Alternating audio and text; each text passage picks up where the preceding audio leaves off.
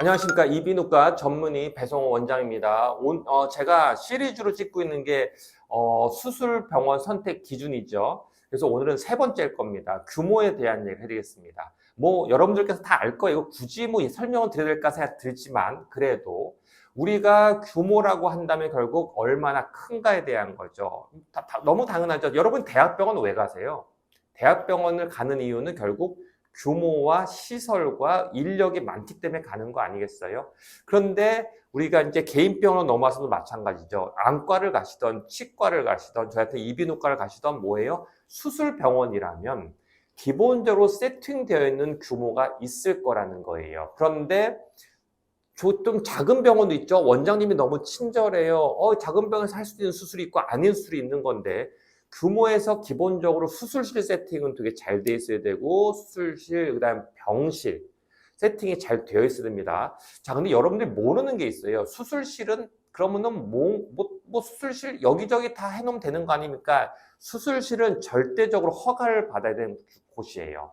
그러니까 이게 어떻게 나눠지냐면 여러분이 알고 있는 의원은 그 시설 기준이라는 게 없어요. 그러니까 그 식당이랑 똑같은 거예요. 근데 병원은 그게 굉장히 까다로워요.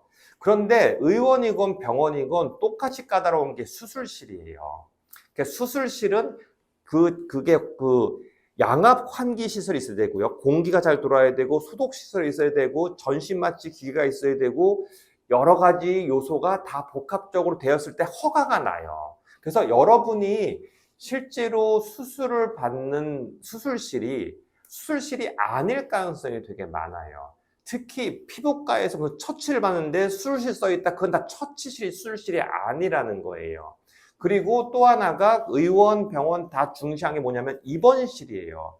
여러분이 수술을 받기 전에 받고 나서 입원해 있는 입원실은 허가를 받아야 되는 곳이에요. 공간에 대한 거, 화재에 대한 거, 환기에 대한 걸 확인을 받아야 되는 시설인데 보통의 병원들은 그냥 처치실 허가 안 받고 여기다가 환자를 눕히고 입원시키는 경우도 많아요. 그래서 여러분들께서 할 게 뭐냐면 이왕이면 어느 정도 규모 이상으로 되면 이런 걸 다 하고 넘어가거든요.